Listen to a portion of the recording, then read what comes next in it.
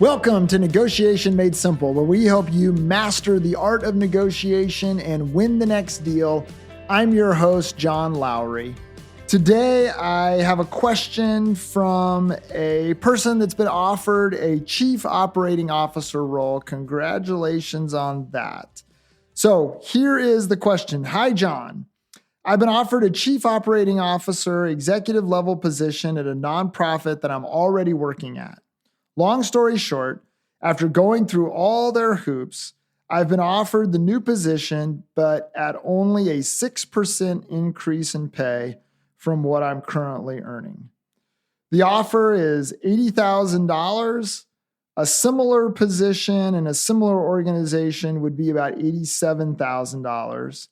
And then the listener asks, should I counter and ask for $90,000 and hope it gets me closer to the salary of a similar position in a similar company? Great question here. I talk to a lot of people that find themselves in a similar circumstance where the organization or the company has offered them a position that substantially raises their responsibilities and also gives them a very prestigious title. But then it doesn't quite have the salary to go with it. And so here's what I would recommend that you do. I love what you've done in terms of doing the due diligence to find out what other similar organizations would be paying their chief operating officers. That information will be very, very useful. And I like how you're using it in terms of setting it as kind of the target.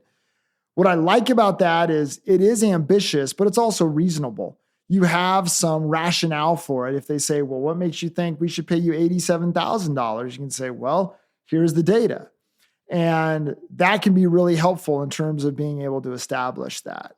The one area where I'd have you think is the $90,000. And this just comes down to some basic negotiation principles.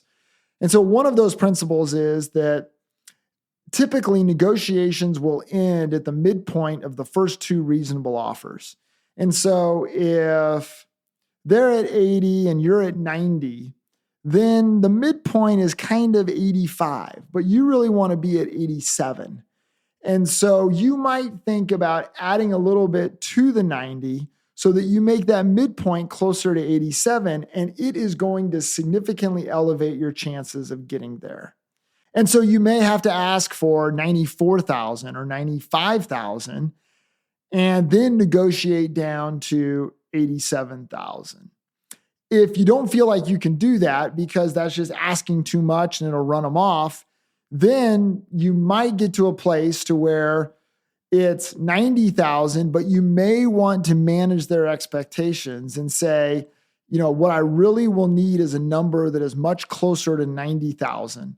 I won't be able to go down to 85. I won't be able to split it. But if you can get me close to 90,000, and what you try to do there is you try to frame the negotiation between 85 and 90 and see if you can't land it at 87. So pay attention to the numbers because the numbers will drive the deal. And we've got to be very careful in terms of setting it up to end where we want it to end.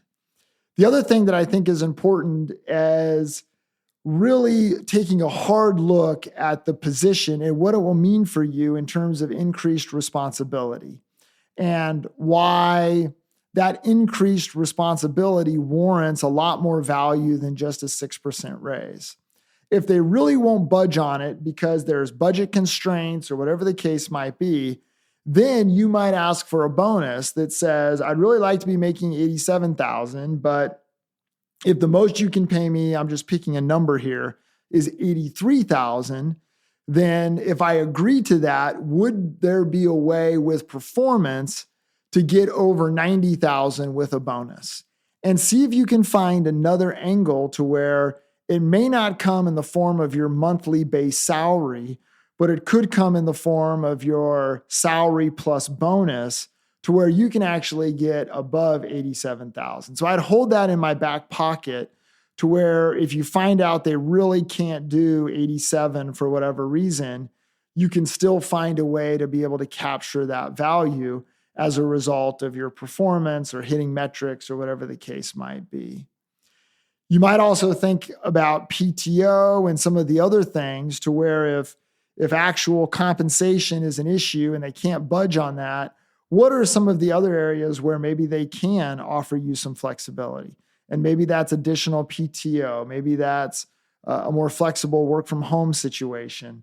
There's lots of different things out there that you can talk about in order to capture value if you don't get what you want in terms of this particular compensation negotiation. But I would take it as a tremendous honor that they're looking at you. I think one of the questions to ask that would be really valuable is to say, help me understand a bit why it is that you've offered this job to me. And they will tell you the value that you bring to the organization. And then you can turn around and use that value as the rationale for why you deserve to be paid something more closely to $87,000. And so get that information and then turn around and use it because you know that that's what they value. Use it as leverage to get the number that you're looking for. Great question. Thanks for sending it in. I wish you all the luck in this salary negotiation. And I hope they pay you a whole lot more than $87,000 and you generate a whole lot more value for the organization. If you have a question, I would love to receive it. Send it to admin@lowrygroup.net. That's admin@Lowry, Lowry, group.net. All the best with your salary negotiations, and I look forward to seeing you on the next episode of Negotiation Made Simple.